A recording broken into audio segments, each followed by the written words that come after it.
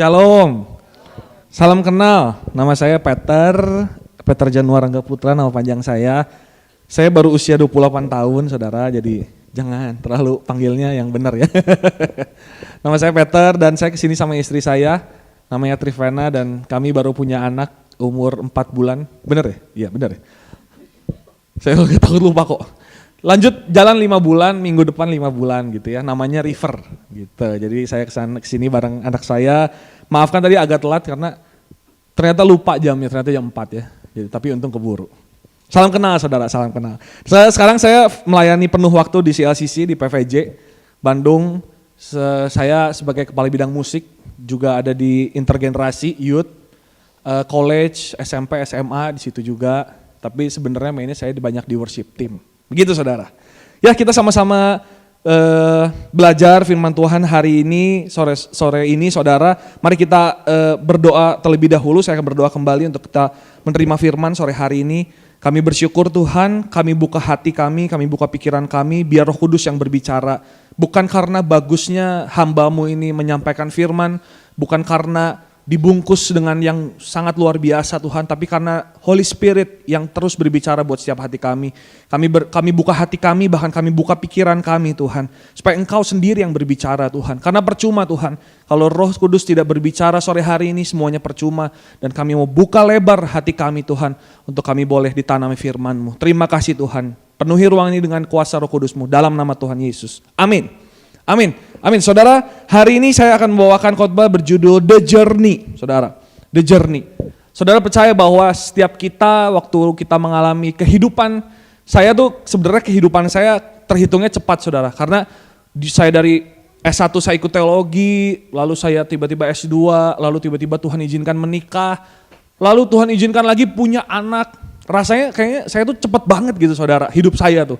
Bahkan waktu saya mau nikah sama Trivena, Mama sempat bilang, kamu tuh terlalu muda katanya untuk nikah. Saya nikah umur 26 saudara, ya, jadi 2022, November 2022. Jadi saya tuh nikah terlalu cepat kata Mama gitu ya. Karena saya juga merasa sih kayak musim hidup saya tuh cepat sekali berubahnya gitu saudara ya. Dan di dalam perjalanannya pun saya menemukan bahwa sungguh kasih karunia Tuhan yang hanya melayani saya sampai hari ini.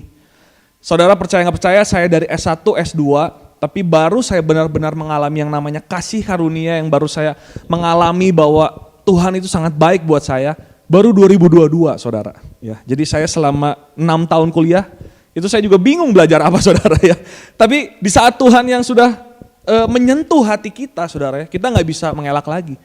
Saya selama 6 tahun saya belajar Alkitab saudara gitu ya, tapi baru 2022 setelah saya ikut kelas True Gospel dan lain-lain, di situ Tuhan baru menyentuh saya.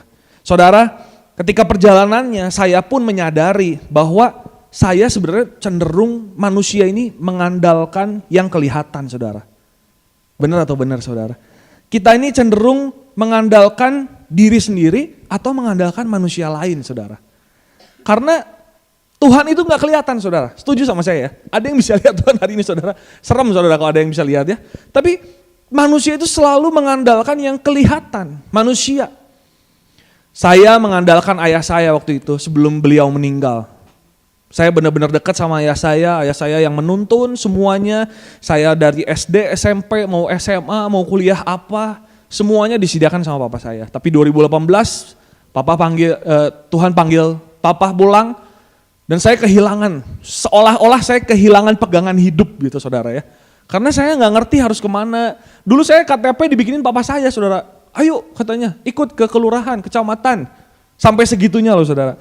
Jadi waktu papa saya meninggal, saya benar-benar kehilangan pegangan hidup. Karena di saat itu saya berpikir bahwa saya ternyata mengandalkan orang tua saya ya. Dan saya melihat bahwa manusia ini memang kecenderungannya mengandalkan diri sendiri. Karena wajar sih saudara ya, manusia itu kan kelihatan ya. Jadi lebih gampang. Kalau ada apa-apa, aduh telepon Pastor Yusak, aduh saya lagi galau, telepon Pastor Yusak. Kita nggak bisa nelpon Tuhan saudara ya. Banyak sekali anak muda di sekaya, tiba-tiba telepon malam-malam, kok aduh gimana, kenapa lu malam-malam telepon? Aduh aku diputusin, iya aduh saya malam lagi tidur saudara ya. Manusia tuh cenderung banget mengandalkan sesamanya. Dan wajar tadi ya, saya udah bilang manusia itu kelihatan, Tuhan itu nggak kelihatan. Sehingga Kalau buat saya, battlefield terbesar dalam kehidupan kita adalah di dalam pikiran. Coba lihat next slide, di dalam pikiran. Banyak peperangan di dalam pikiran kita, saudara. Pikiran kita selalu bertanya-tanya. Pikiran kita selalu pengen ada penjelasan, saudara. Kenapa Tuhan izinkan ini terjadi? Kenapa Tuhan izinkan situasi ini terjadi? Semua pengennya masuk logika kita. Kita bisa mengerti rencana Tuhan. Kita bisa mengerti apa maunya Tuhan. Termasuk di dalam mengiring Tuhan, saudara. Coba lihat next slide. Termasuk dalam mengiring Tuhan. Ketika kita terima gospel, ketika kita terima kasih karunia, kita mungkin bertanya dalam pikiran kita, ini beneran gak mesti ngakuin apa-apa? Ini beneran kasih karunia sedahsyat itu? Dan saya yang manusia kotor ini, yang tidak bisa berlaku baik ini, beneran dipilih sama Tuhan? Bagaimana caranya? Kadang-kadang kita bertanya, apa yang diberikan sama Tuhan kepada saya? Atau kadang-kadang kita bahkan menyogok Tuhan. Saudara, kita dengan pergi ke gereja setiap minggu, dengan memberi persembahan lebih banyak, ya kan? Berharap Tuhan bisa balas lebih, ya kan? Karena kita pengen ada sesuatu yang timbal balik gitu loh manusia, saudara. Pengen ada yang timbal balik. Kadang-kadang kita bertanya juga dalam pikiran kita, gimana sih kita, kalau kita pas lagi ngelakuin kesalahan, apakah saya masih anak Tuhan atau bukan ya kira-kira? Ketika saya jatuh dalam dosa, padahal minggu ini saya baru dengar khotbah, besok saya udah jatuh dalam dosa lagi. Apa harus dibaptis ulang, saudara? Di gereja saya banyak banget anak-anak muda, kok saya udah pernah baptis waktu itu. Tapi waktu itu hidup gak benar, jadi minta dibaptis lagi lah. Setelah baptis emang hidupnya benar? Ya gak janji juga kok. Jadi gimana ya, kita bingung ya saudara. Dan manusia tuh selalu demand explanation. Kita pengen terus ada yang kita mengerti, masuk logika kita. Nah saudara-saudara, kita akan baca satu ayat pegangan kita sore hari ini dalam Efesus 2 ayat 8 sampai 9. Kita akan bacakan sama-sama saudara ya. 1, 2, 3. Sebab karena kasih karunia kamu diselamatkan oleh iman. Itu bukan hasil usahamu tetapi pemberian Allah. Itu bukan hasil pekerjaanmu, jangan ada orang yang menggahkan diri. Sore hari ini saudara, kita akan belajar dari sebuah tokoh yang namanya Filipus. Filipus ini journey-nya sangat luar biasa, dan sore hari ini saya akan hanya bawakan 2 poin mengenai kehidupan Filipus. Kita akan masuk poin yang pertama, yaitu grace. Sama-sama katakan grace. Saudara, kasih karunia ini adalah sesuatu yang sungguh besar, yang diberikan oleh Tuhan secara cuma-cuma, tapi tidak murahan. Tuhan memilih.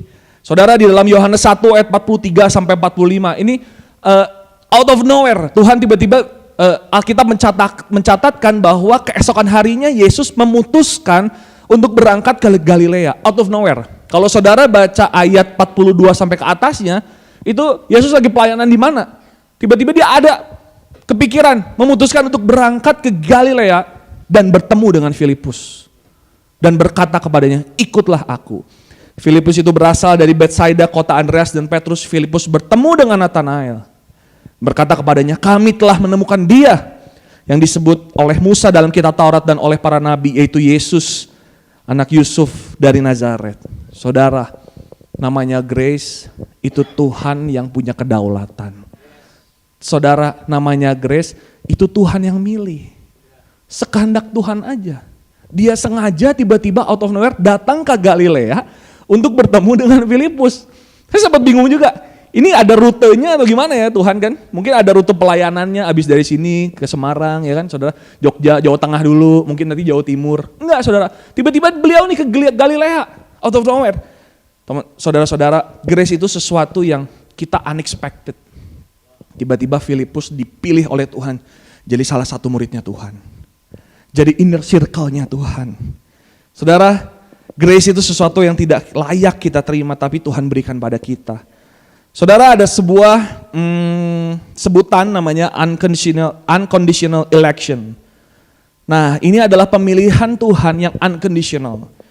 Saudara, Allah itu memilih Filipus, bahkan Allah itu memilih setiap kita, bukan karena foreknowledge-nya. Foreknowledge artinya dia tahu hidup kita itu seperti apa baru dia pilih. Enggak. Tapi full karena kedaulatan Tuhan. Kalau Tuhan punya pengetahuan akan kehidupan Koyusak di masa lalu, saya yakin Tuhan kayaknya gak pilih Koyusak ya. Ataupun melihat kehidupan saya gitu. Yang saya dulu SMP SMA kacau banget. bangor saudara kalau kata orang Sunda. Lalu Tuhan kayaknya banyak CV gitu ya, Koyusak, Peter misalnya. Terus dilihat masa lalunya, waduh ini mah gak ada yang masuk saudara, saya yakin. Ya nggak tahu saudara ya, mungkin kayaknya masuk deh Pak, kayaknya nggak terserah juga. Tapi kalau saya pikir masa lalu saya kayaknya, wah bagaimana saya meragukan Tuhan, sepertinya susah Tuhan untuk pilih saya gitu. Bahkan sepertinya Tuhan susah pilih setiap kita kalau kita mau ada sesuatu yang baik dalam kehidupan kita. Saudara, Allah itu memilih bukan karena kebaikan seseorang. Contoh Abraham. Abraham itu tadinya penyembah berhala loh saudara. Di dalam Yosua 24 ayat 2 sampai 3. Abraham itu orang yang menyembah berhala tadinya. Tapi Tuhan pilih lewat keturunannya banyak dilahirkan. Lalu Israel pun dipilih Tuhan bukan karena jumlahnya banyak. Hanya sekonyong-konyong karena favornya Tuhan aja saudara. Kedaulatan Tuhan. Kedaulatannya Tuhan. Dalam Efesus 1 ayat 4, sebab di dalam Dia Allah telah memilih kita sebelum apa saudara? Dunia dijadikan. Supaya kita kudus dan tak bercacat di hadapannya. Wow, ini sebuah pengalaman yang luar biasa. Dia telah memilih kita sebelum dunia dijadikan. Setelah Dia memilih kita, Dia bukan hanya memilih lalu dibiarkan, tapi kita dikuduskan dan tidak bercacat di hadapannya. Saya yakin waktu itu Filipus mungkin kaget juga saudara ya. Kok tiba-tiba Yesus memilih saya gitu ya, out of nowhere gitu ya. Dan menurut saya kekaguman itu yang harusnya hari-hari ini masih ada dalam setiap kita saudara ya. Kita masih bisa menyembah Tuhan, kita masih bisa datang ke gereja dengan bebas, kita bisa baca firman Tuhan, kita masih bisa menikmati kebaikan Tuhan. Kenapa kayaknya jarang sekali ada kekaguman itu hari-hari ini ya. Kadang-kadang saya berpikir waktu saya melayani, wah Tuhan ini sangat kasih karunia yang sungguh luar biasa. Tuhan layakkan saya untuk bisa melayani Tuhan. Tuhan layakkan saya untuk bisa pakai saya, hidup saya menjadi kemuliaan buat Tuhan. Nah saudara, kadang-kadang hal-hal ini tidak masuk ke dalam pikiran kita. Benar saudara? Masa sih kita gak ngelakuin apa-apa? Walaupun kita orang yang kurang baik pun tetap Tuhan pilih emang gitu ya. Beneran gak ada apa-apa nih, gue harus ngapain nih? Siaplah, saya mau disuruh ngapain juga boleh. Tapi kata Tuhan, semua perbuatan baik kita seperti kain yang kotor. Hanya karena favornya Tuhan. Karena hal-hal di sekitar kita itu gak ada yang masuk akal grace-nya Tuhan saudara. Pernah nemuin kasih sebesar ini di dunia? Kayaknya jarang saudara ya. Semua kasih di dunia ini sepertinya transaksional saudara ya. Kita kasih A baru dapat B. Kita kasih lebih baru dapat lebih. Kalau kita kasih kurang ya kita dapat kurang. Rasanya tidak ada yang tidak masuk akal kasih Yesus ini. Makanya saudara, saya akan masuk ke dalam 1 Yohanes. Kita kadang-kadang bertanya saudara, seperti yang tadi pertanyaan awal yang saya tanyakan bahwa lalu bagaimana jika kita melakukan dosa lagi? Ayat selanjutnya, setelah kita menerima grace dan kita ini manusia yang hidup tidak lepas dari dosa, benar saudara? Kita itu pasti masih berbuat dosa. Lalu gimana saudara? Di dalam ayatnya, di dalam 1 Yohanes 3 ayat 9, saya sempat terbeban juga pada saat baca ayat ini. Setiap orang yang lahir dari Allah tidak berbuat dosa lagi. Waduh, saya masih berbuat dosa. Wah berarti bukan lahir dari Allah nih saya. Lalu dikatakan selanjutnya, sebab benih ilahi tetap ada di dalam dia dan ia tidak dapat berbuat dosa. Karena ia lahir dari Allah.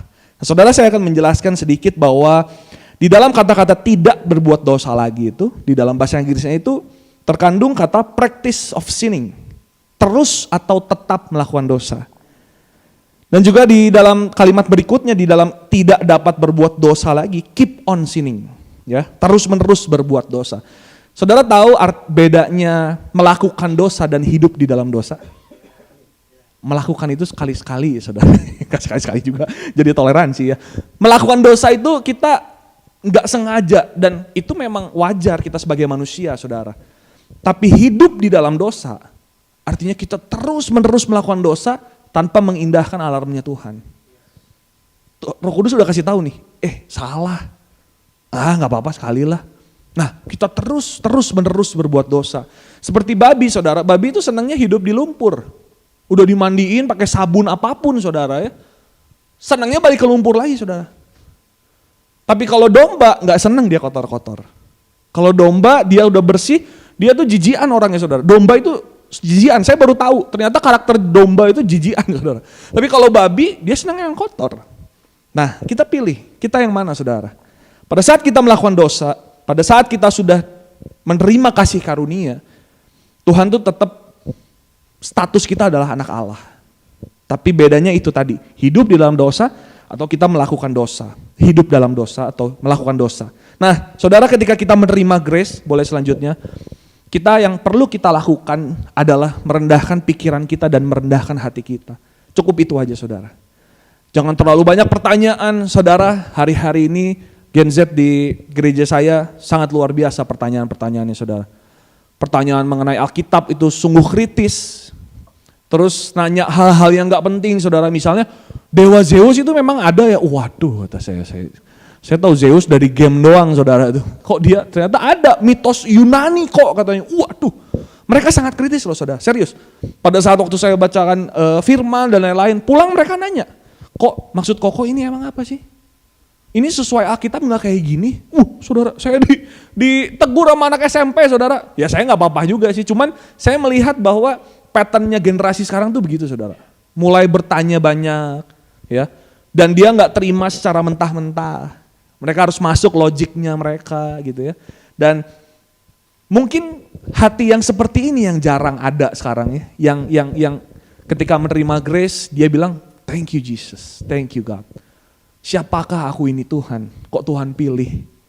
Bekerjalah dalam hidupku saudara, Tuhan. Tapi kalau anak SMP, anak SMA kayaknya gak bisa saudara. Mereka selalu bertanya, beneran gue gak mesti ngelakuin apa-apa kok. Persembahan gue cuma 50.000 loh. Kayaknya 100.000 lebih surganya VIP. Mungkin gitu. Bahkan ada omongan gitu loh saudara. Mereka demand ada penjelasan. Nah, tugas kita itu gampang. Hanya tinggal menerimanya dengan merendahkan pikiran kita dan merendahkan hati kita di hadapan Tuhan. Sama seperti Filipus.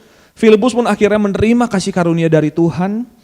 Tapi saudara, sama seperti manusia pada umumnya, ternyata Filipus juga mengalami yang namanya dosa. Kita move on ke poin yang terakhir.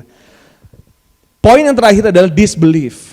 Ternyata Filipus pun mengalami disbelief, saudara. Ternyata Filipus pun mengalami disbelief dan tidak kemengertian. Dalam ayat selanjutnya saya akan jelaskan, kata Filipus kepadanya, jadi sebelum ayat ini Tuhan itu menjelaskan bahwa dia adalah jalan kepada Bapa. Di rumah Bapakku banyak tempat dan lain-lain. Tapi Filipus dengan simple, dengan tidak tahu apa-apa dia bilang gini, Tuhan tunjukkanlah Bapa itu kepada kami. Itu sudah cukup bagi kami, kata Yesus kepadanya. Dengar saudara, telah sekian lama aku bersama-sama kamu Filipus, namun engkau tidak mengenal aku, barang siapa telah melihat aku, ia telah melihat Bapa. Bagaimana engkau berkata tunjukkanlah Bapa itu kepada kami? Saudara, di dalam ayat ini saya meng-highlight Yesus bertanya pada Filipus, udah lama kita bareng-bareng, tapi kok kamu gak kenal saya? Menurut saya pertanyaan Filipus bukan hanya Tuhan tunjukkanlah Bapa itu kepada kami, itu sudah cukup bagi kami. Tapi rasanya Filipus tuh menunjukkan ada ketidakpercayaan pada Yesus. Kayak misalnya Tuhan tunjukkanlah, sombong banget sih gak mau nunjukin jalan, mungkin bisa gitu ya. Karena jawaban Yesus tuh sangat luar biasa, jawaban Yesus sangat tajam. Udah lama bareng-bareng kok lu gak kenal gua sih? Wah, saya cukup serem juga baca ayat ini ya. Bayangin di dalam Matius 6 yang kita sering dengar, kalau kita udah membuat mujizat, kita udah preaching ke banyak orang, terus Tuhan bilang enyahlah dari hadapanku katanya, karena engkau tidak mengenal aku. Dan ini kayaknya bobotnya hampir sama kayak yang di Matius itu ya. Bahkan Tuhan berkata kok gak kenal sama saya. Padahal selama ini Yesus mengajarkan hal itu bagi murid-muridnya, tapi Filipus tidak mengerti saudara. Saya akan ada cerita lain yang cukup mind blowing buat saya di Matius 16 ayat 21. Jadi pada waktu itu Yesus sedang berdiskusi dengan murid-muridnya saudara, dan dia berkata sejak waktu itu Yesus mulai menyatakan kepada murid-muridnya bahwa ia harus pergi ke Yerusalem dan menanggung banyak penderitaan dari pihak tua, imam, kepala dan ahli Taurat, lalu dibunuh dan dibangkitkan pada hari ketiga. Selanjutnya, dengar saudara, tetapi Petrus menarik Yesus ke samping. Ditarik. Saudara bayangkan, lagi preaching nih saya, kok Yusak narik saya gitu. Dan menegur dia. Ditegur loh Yesus saudara ya. Katanya, Tuhan kiranya Allah menjauhkan hal itu. Hal itu sekali-kali takkan menimpa engkau. Jawaban Yesus, enyahlah iblis.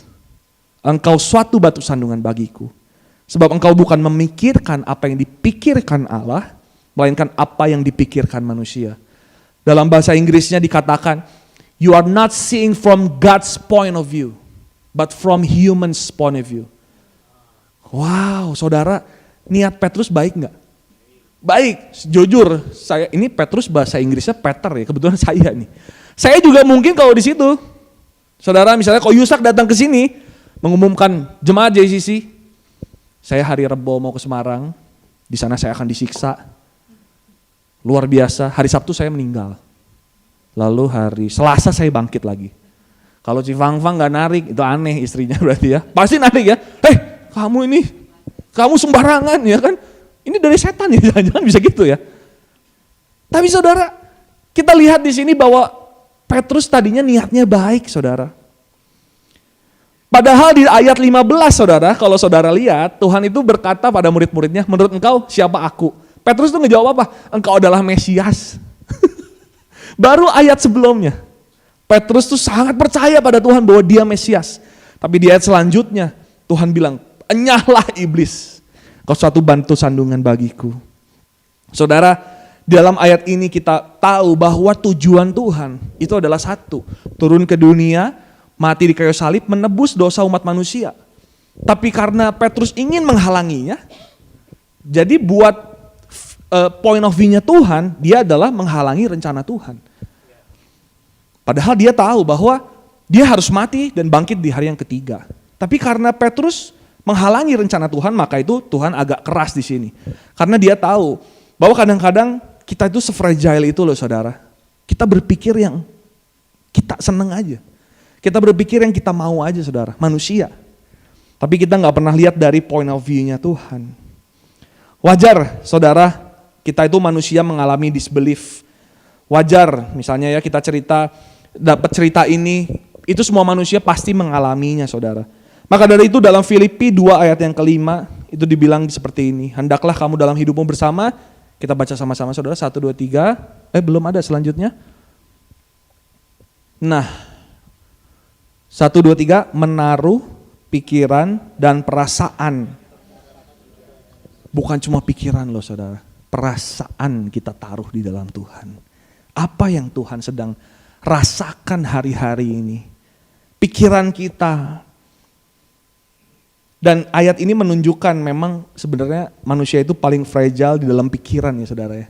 Dalam pikiran kita tuh sangat gampang terombang-ambingkan dengan pengajaran lain ada nanti wah rame gitu ya dan lain-lain. Sedangkan yang intinya kasih karunia kita gak pernah bahas. Nah, saudara di dalam sini juga kita ingat kembali bahwa kita harus bertobat setiap hari saudara. Walaupun kita sudah ada yang pendeta maupun siapapun, rasanya kita perlu bertobat setiap hari. Jadi ini gambar terakhir dari saya saudara. Dan ini harus kita lakukan sehari-hari dalam kehidupan kita. Dan ini yang juga Filipus alami saudara sebenarnya. Pada saat dia ketemu Tuhan, dia mengerti arti dari kasih karunia. Tuhan memilih dia padahal dia punya masa lalu yang buruk. Tapi Tuhan tetap pilih dia. Akhirnya mengetahui bahwa Tuhan memilih dia, itu menumbuhkan iman dia untuk melakukan firman Tuhan. Filipus dalam kisah para rasul ceritanya cukup panjang. Filipus menginjil orang Ethiopia dan lain-lain ya. Filipus menjadi pekabar Injil yang sungguh luar biasa, lumayan radikal gitu ya. Itu menumbuhkan iman dia untuk melakukan pekerjaan Tuhan, melakukan firman Tuhan. Tapi namanya manusia, ada pada saat dia jatuh, dia berbuat dosa, kembali kepada pertobatan sehari-hari saudara, repentance.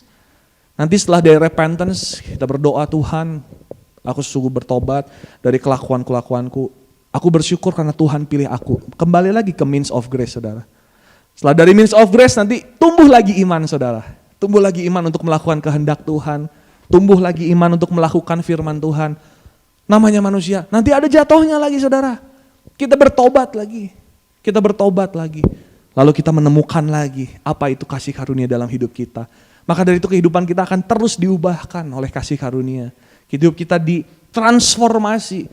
Saudara tahu cerita di mana ada 100 domba dan satu ada yang hilang, saudara? Satu ada yang hilang. Menurut beberapa tafsiran, saya pernah baca buku tafsiran, bagus juga.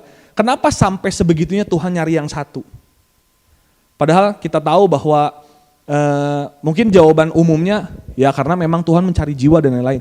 Tapi ternyata menurut tafsiran itu bilang bahwa 99 domba ini sebenarnya gak mau punya hidup yang bertobat.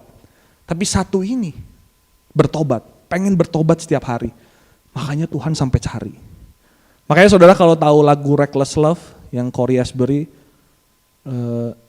oh the overwhelming, never ending, reckless love of God, oh it chases me down, fights till I'm found, leaves the 99. Ditinggalkan yang 99, Yesus cari yang satu. Lagu itu kontroversial akhirnya saudara. Padahal menurut tafsiran beberapa orang, justru 99 ini yang tidak pernah bertobat dalam hidupnya. Cuma satu yang bertobat. Nah dari situ saya belajar bahwa kadang-kadang kita lupa untuk bertobat saudara. Padahal kita tuh se-fragile itu dalam pikiran kita seperti yang tadi kita sudah bahas. Bahwa hidup pertobatan akan lead kita untuk mengerti apa itu kasih karunia. Lalu akan menumbuhkan iman kita. Jadi saya pas dengar penjelasan mengenai gambar ini sungguh mentransformasi kehidupan saya saudara. Bukan hanya saya mengerti teori, wah bagus saya bisa share sama orang. Tapi terlebih dahulu itu mengubahkan kehidupan saya dulu baru saya berani share kepada saudara. So jadi gitu saudara, next slide. Pertanyaan terakhir, bagaimana dengan jernih kita saudara? Saya yakin Tuhan punya rencana masing-masing buat setiap kita.